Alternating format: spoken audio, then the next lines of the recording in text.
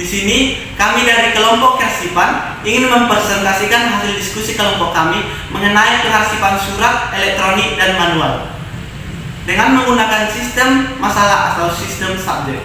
Namun, sebelum kami mempresentasikan hasil diskusi kelompok kami, ada baiknya kami memperkenalkan diri kami. Perkenalkan dengan saya sendiri, Joyo Bastian Purba, dengan NIM 2509102.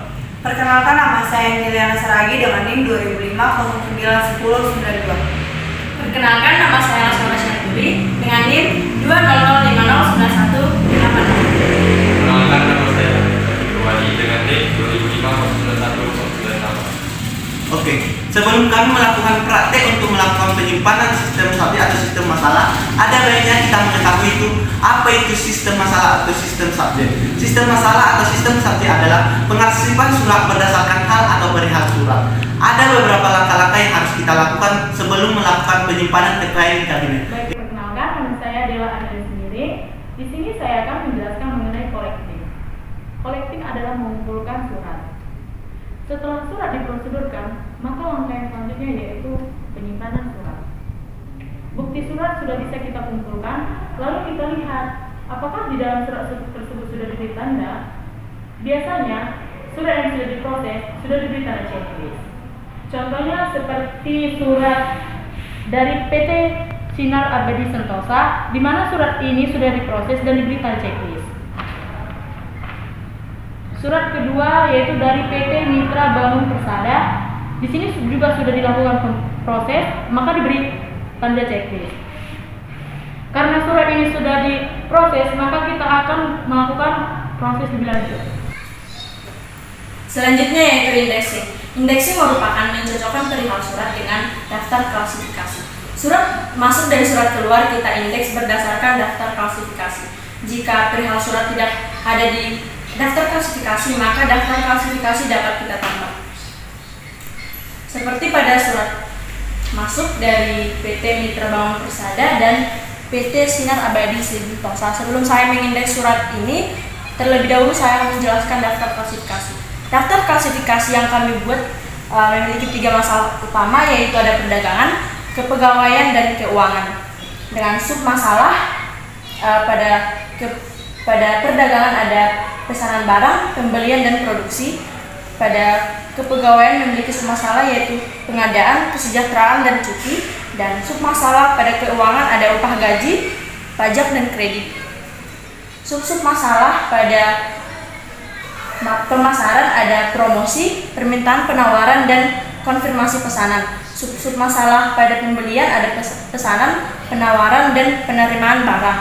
Dan sub-sub masalah dari produksi ada surat jalan, faktur atau invoice, dan mesin pabrik. Nah, kita indeks surat masuk dari PT Sinar Abadi Sentosa. Kita lihat perihal suratnya yaitu tentang permintaan penawaran barang. Nah, kita lihat di daftar klasifikasi dengan dia berada pada kode laci perdagangan dengan kode guide pemasaran, dan kode folder ada dengan kode 1.2 yaitu permintaan penawaran. Maka kodenya menjadi 1A1.1.2.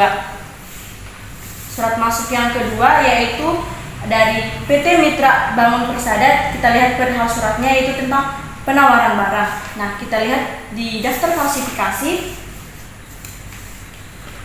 dia berada di kode laci perdagangan juga dengan kode guide yaitu di pembelian dengan sub masalah di kode 2.2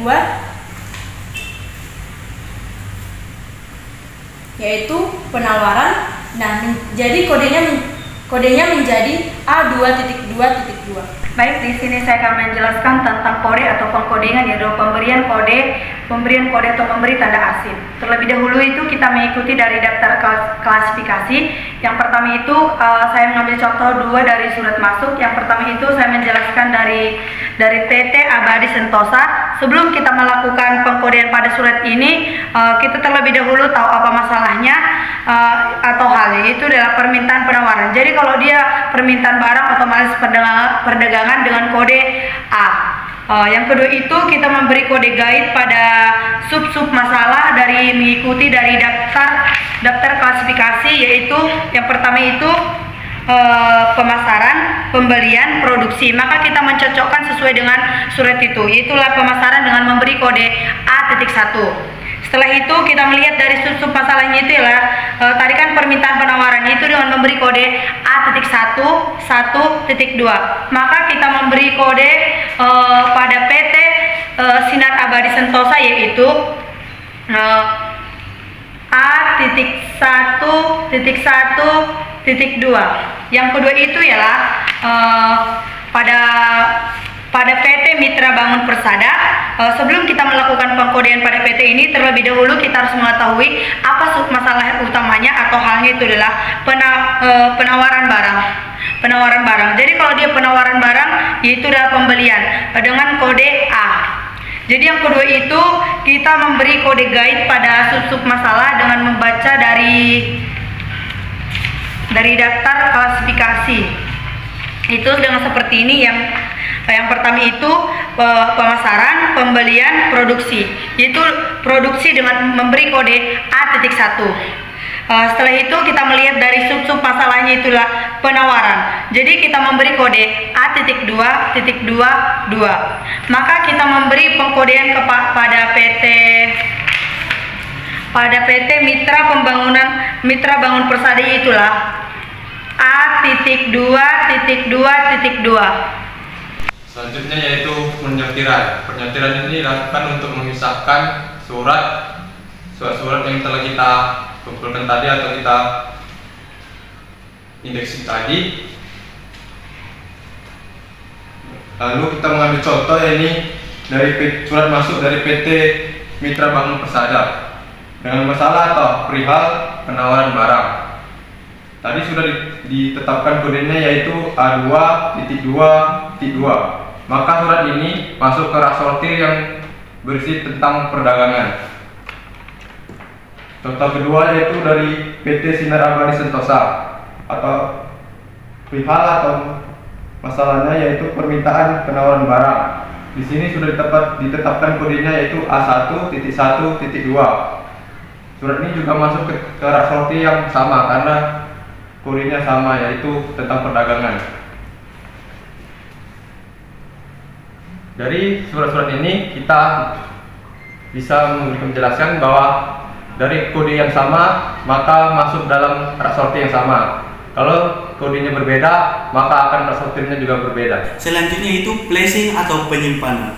Untuk penyimpanan ada beberapa peralatan yang harus kita butuhkan, yaitu filing cabinet. Namun di sini kami mengganti filing cabinet menjadi folder.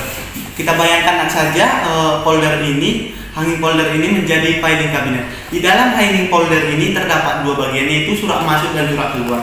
Teman-teman bisa lihat di sini ada surat keluarnya dan di sini ada surat masuknya. Tadi ada dua surat yang mau kita simpan, yaitu surat dari PT Mitra Bangun Persada dan surat dari PT Sinar Abadi Sentosa. Di sini sudah dilakukan pengkodean, yaitu A1.1.2 dan A2.2.2.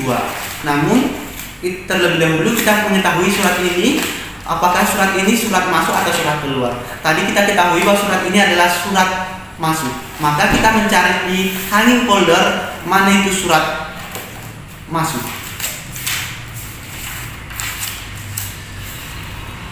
Oke, teman-teman bisa lihat ini merupakan surat masuknya. Maka surat ini akan kita simpan ke surat masuk ini. Tapi kita terlebih dahulu mencari kode lacinya, yaitu tadi kode lacinya yaitu perdagangan. Maka kita cari di sini yang berkode perdagangan. Teman-teman bisa lihat di sini ada kodenya perdagangan. Maka surat ini pastinya harus kita simpan di bagian ini.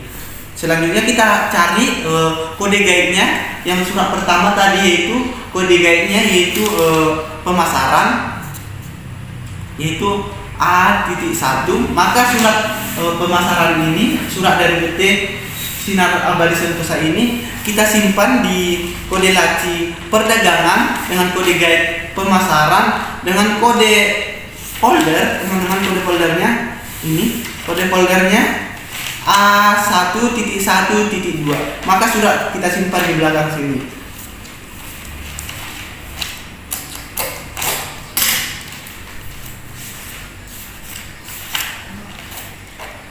Namun ada satu hal yang harus teman-teman ketahui sebelum kita melakukan penyimpanannya, kode yang di sini harus kita hapus dengan typo atau penghapus. Karena kodenya sudah ada di kode folder yaitu ini A1.1.2.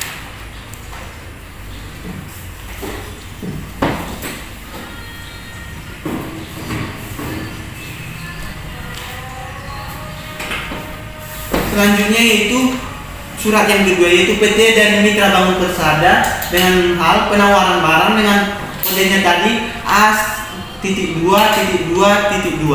Jadi kodenya ini pastinya juga ke bagian kode laci perdagangan, namun kode gaitnya berbeda. Pastinya kode gaitnya yaitu pembelian. Jadi kodenya A.2.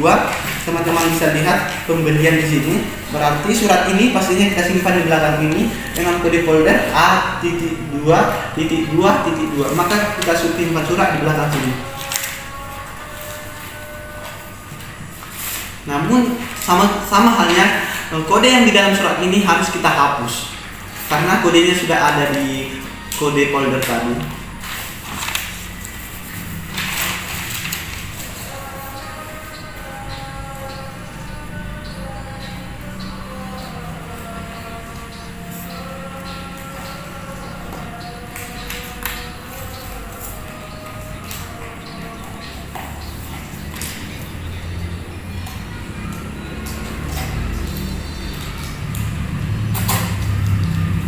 Oke teman-teman, cukup sekian tentang pengarsipan surat sistem manual. Baik, di sini saya akan menjelaskan mengenai pengarsipan surat elektronik.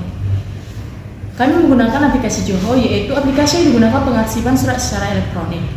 Nah, di dalam Joho ini juga memiliki kelebihan, kita dapat mengizinkan beberapa orang yang dapat mengupload surat di dalam aplikasi Joho ini. Tetapi di dalam Joho ini juga kita dapat mengizinkan hanya admin. Nah, di dalam Joho ini kami tidak menggunakan aplikasi, tetapi kami menggunakan link khusus yaitu Joho Word Drive.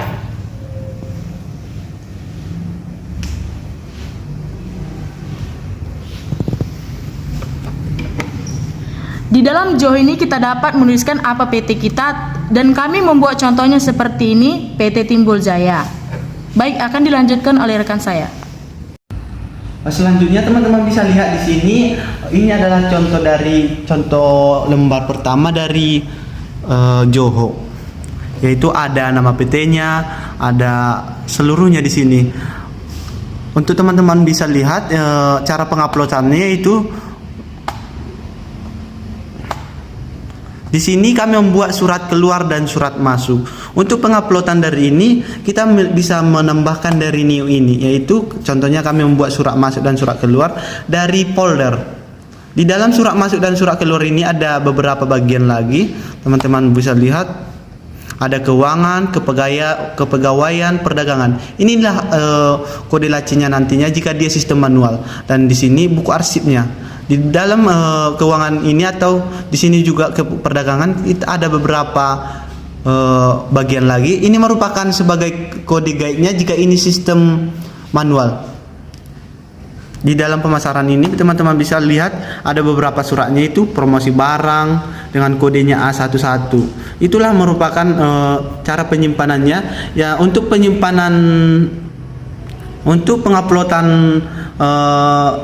suratnya teman-teman bisa lihat dari upload files.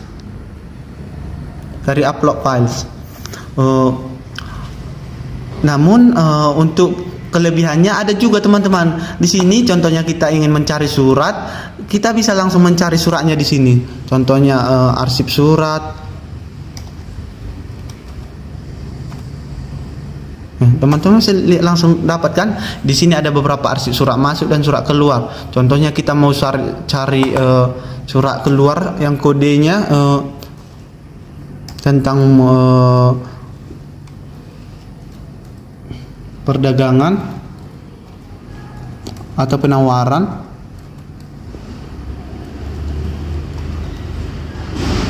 teman-teman bisa lihat ini semua suratnya, dan di sini juga teman-teman dijelaskan kapan surat itu dibuat di sini.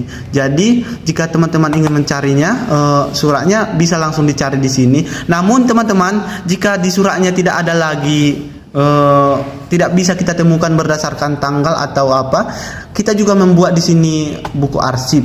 Buku arsip ini membantu kita kapan surat kita upload ke sini dan apa kode surat tersebut. Oke, demikianlah hasil presentasi kami mengenai sistem penyimpanan arsip, sistem manual dan sistem elektronik. Atas perhatian teman-teman dan kerjasamanya, kami ucapkan terima kasih.